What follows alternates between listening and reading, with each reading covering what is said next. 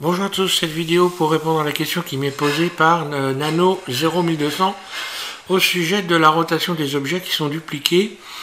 Nano, bonjour, je vais t'expliquer ça. En fait, tu m'as expliqué que tu me modélises une roue et que tu veux faire tourner les boulons ou les écrous de ta roue à 60 degrés à chaque fois pour faire arriver au bout à 360 degrés. Donc, on va voir ça. Donc là, c'est tout simplement, on est sur la version 2.82 de Blender, ok. Donc je vais rajouter un élément pour des rotations, un cube, hein, par exemple. Je n'ai pas la peine que je... Bon, par contre, on peut, au cas où tu ne saurais pas, hein, tu as dans Mesh ici la possibilité de rajouter bolt, hein, d'avoir des... Voilà, hein, je peux avoir des boulons hein, et des écrous. Hein. Voilà, donc je vais me mettre en mode Edit mon cube ici. Voilà, et je vais faire en sorte qu'on puisse apprécier la rotation du cube simplement en rajoutant comme ceci une marque. Voilà, hop là. Là, voilà. Ok, donc je me mets en vue 1.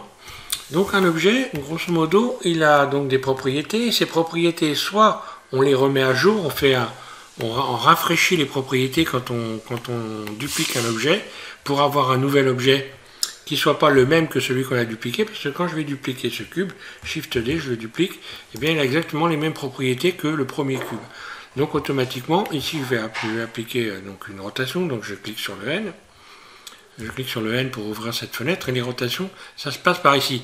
Donc il faut que tu fasses très très attention à ce tableau-là, puisque ce tableau-là te permet non seulement de modifier les dimensions directement ici, mais taille, échelle, etc. Donc attention, taille, échelle, on parle bien d'échelle, et ici la rotation. Donc par exemple, tu veux appliquer des rotations à tes boulons ici, donc voilà, ben là je tape 60, ok, et ça va tourner, ok, voilà, pas de problème. Donc là, comme tous les éléments ont la même propriété, quand on les duplique, si je duplique ce cube Shift D, que je le passe ici, on voit qu'ici la valeur n'a pas été modifiée. Donc si je veux la faire tourner à nouveau, ce cube de 60 degrés, et bien là je vais taper 120 degrés. Voilà. Ok, 120 degrés, et ainsi de suite.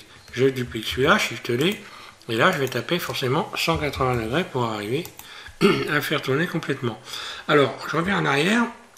Et on va voir donc ce qui se passe quand on remet les valeurs à zéro des éléments. Donc on rafraîchit en fait exactement comme quand on fait un F5 pour rafraîchir son écran. Donc là si je fais Shift D, je duplique, ok, j'ai le même truc, là voilà.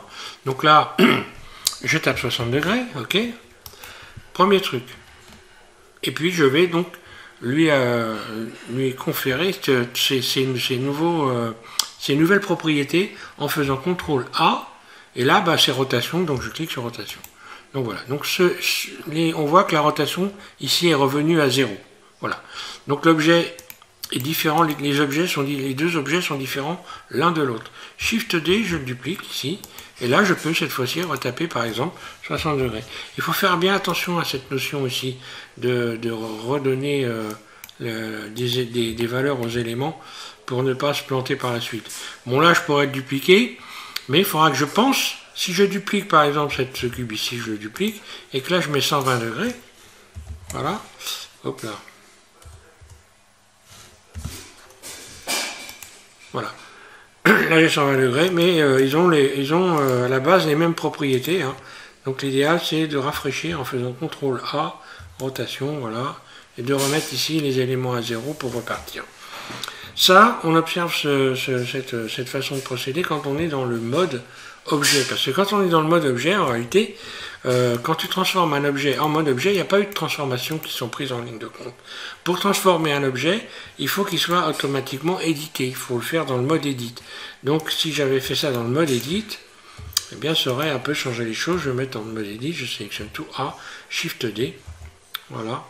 Et puis là, je vais appliquer une rotation.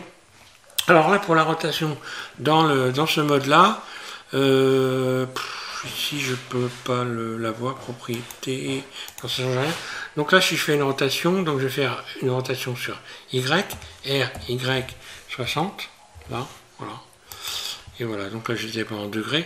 Si je reviens dans le mode, dans le mode objet, voilà, ben voilà, ça n'a pas bougé les rotations ici. Donc là, ça a bien été pris en compte. Hein. Voilà. Donc là, Shift D, paf.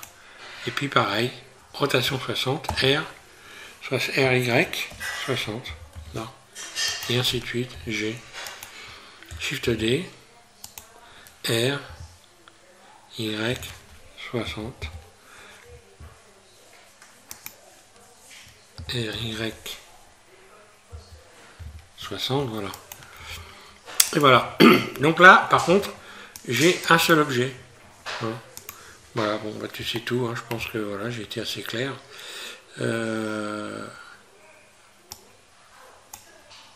Voilà, bah écoute, amuse-toi bien par cette période où on est confiné, ça passe le temps, hein, voilà.